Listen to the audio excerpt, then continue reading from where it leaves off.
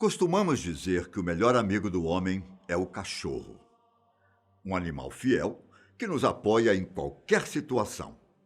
Só que isso não é uma regra. Para alguns soldados poloneses, durante a Segunda Guerra Mundial, a posição de melhor amigo ficou para um urso chamado Wojtek. Só que ele não ficou apenas como mascote do pelotão. O urso, literalmente, ganhou a posição de soldado, com direito a salário e possibilidade de subir de patente.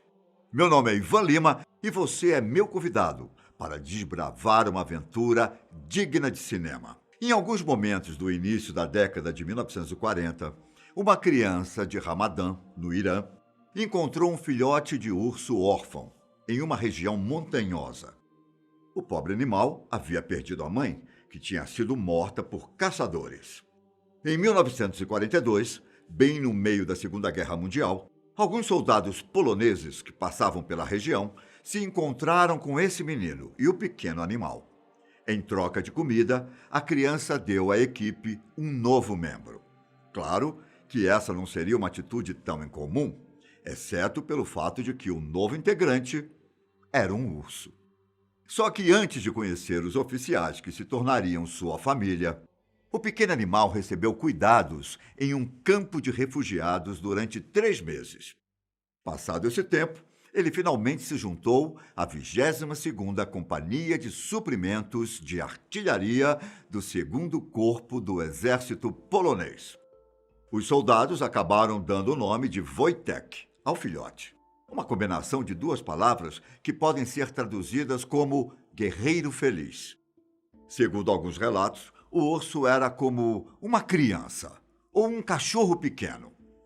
Não é exagero dizer que ele era tratado como se fosse um bebê pelos oficiais, que o alimentavam tanto com leite comum quanto com leite condensado quando era pequeno.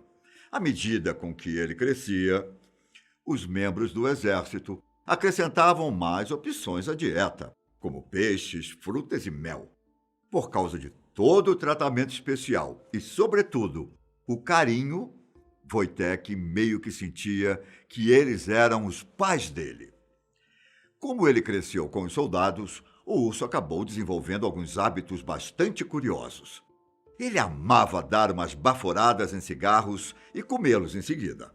Além de beber cervejas direto das garrafas, quando os soldados estavam em um momento mais tranquilo, e de vez em quando, Wojtek até brincava com os companheiros de cabo de guerra, ou lutinha, se é que podemos chamar assim. Claro que, quando ele cresceu, os soldados pararam de disputar brigas com receio de se machucarem. E o urso percebeu isso. Para que um dos seus passatempos favoritos continuasse, ele aprendeu a demonstrar gentileza e até permitia que um soldado ou outro ganhasse dele de vez em quando. Ele também tinha o costume de tomar café da manhã e passar as noites sentado ao redor de uma fogueira com os seus amigos. Um soldado polonês chamado Wojciech Narebski explicou à BBC que Wojtek era como uma fonte de energia e alegria para os soldados. Longe das famílias e do país de origem, o urso ajudou muito a desestressar os oficiais. Afinal, estamos falando de uma guerra, um contexto que pode abalar muito o psicológico dos envolvidos. Wojtek era tão inteligente que só de observar ele aprendeu a entrar nas tendas de banho, ligar o chuveiro para ficar embaixo d'água se refrescando. Isso seria muito bonitinho se não fosse pelo racionamento de água que eles passavam. Algumas vezes, os soldados até ficavam sem tomar banho por causa disso. O urso ainda aprendeu a assustar novos recrutas, pegando-os de cabeça para baixo como se fosse devorá-los. Imagina se essa brincadeira desse errado, hein? Ele até dormia com o restante da companhia, em barracas ou tendas. E como se não bastasse tudo isso, Wojtek ainda aprendeu a marchar em pé com o pelotão, usando apenas as patas traseiras, claro, e conseguia até mesmo bater continência. Quando a unidade marchava para uma missão no campo de batalha, o urso também ia ao lado deles. Como o trabalho da unidade era carregar suprimentos e munições para outros pelotões, Wojtek começou a imitar seus companheiros e aprendeu a carregar caixas bastante pesadas até os outros soldados. Ainda em 1942, o segundo corpo do exército polonês foi orientado a se juntar ao 8º Exército Britânico na Itália. O problema era que o alto comando britânico não permitia qualquer tipo de animal no acampamento deles. Portanto, Wojtek não poderia pegar o transporte, já que ele não se enquadrava na categoria mascotes e animais de estimação. Foi então que o exército polonês formalmente recrutou o urso para seu corpo de militar, dando a ele a posição de soldado na 22ª Companhia de Suprimentos de Artilharia.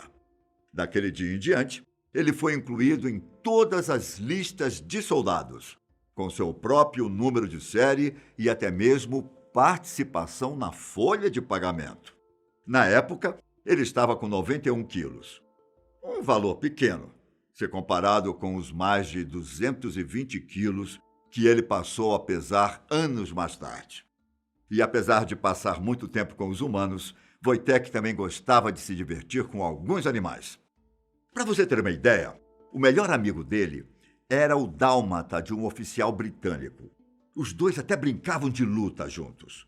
Por mais que o urso tivesse a personalidade gentil e amigável, essas brincadeiras não deixavam de ser perigosas. Só que nem todos os animais eram fãs dele. Certa vez, Wojtek chegou próximo de um cavalo e recebeu vários coices. Um na cabeça e outros no pescoço. Isso meio o traumatizou e ele passou a manter distância de mulas e cavalos depois do episódio. Além disso, o urso também não se deu muito bem com um macaco. E outro urso também que foram adotados. Podemos dizer que ele só começou a trabalhar como soldado na Palestina. Um dia em que ele deu suporte durante a captura de um ladrão que queria roubar munição do complexo onde o pelotão estava. O suporte, no caso, tem a ver com o susto que o bandido tomou ao entrar na sala de equipamentos e se deparar com um urso que estava acostumado a dormir no local. Como o espanto foi grande, os outros soldados acordaram e conseguiram prender o ladrão a tempo. Vale lembrar que um dos momentos marcantes para os poloneses na guerra foi durante a sangrenta Batalha de Monte Cassino, em 1944. Foram 4 batalhas, realizadas entre janeiro e maio daquele ano, com o objetivo de avançar pelas zonas de batalha até Roma. O porquê do conflito ter recebido esse nome não vem ao caso no momento. Fato é que Wojtek serviu bem mais do que uma boa companhia durante as batalhas. Pode até parecer mentira, mas os relatos da época contam que ele carregou com as próprias patas algumas caixas de munição, vindas de caminhões de suprimentos para os locais onde a equipe de artilharia estava. Algumas dessas caixas pesavam cerca de 45 quilos, outras precisavam de 4 homens para serem levadas. Seja como for, a história conta que o urso não derrubou uma sequer.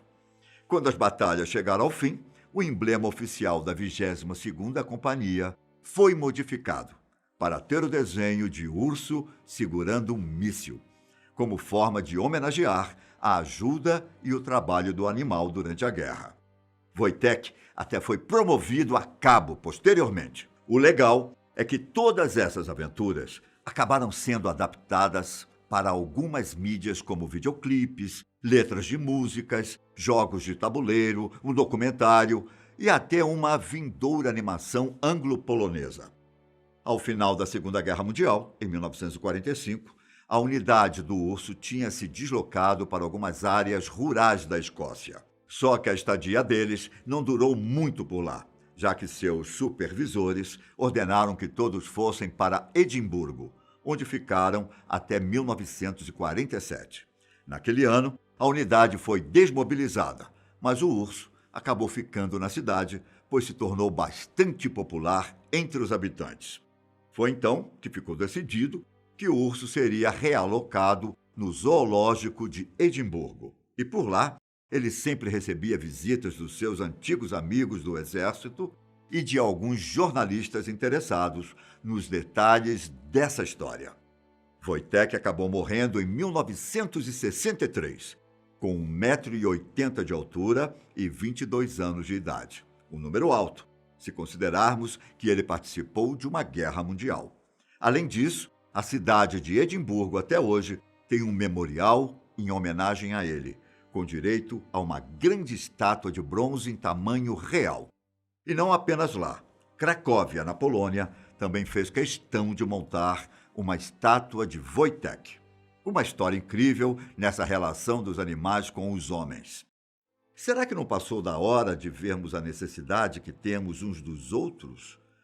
E que isso pode restabelecer o contato com o mundo em que vivemos? Eu fico por aqui. Até mais. Um grande abraço. Tchau!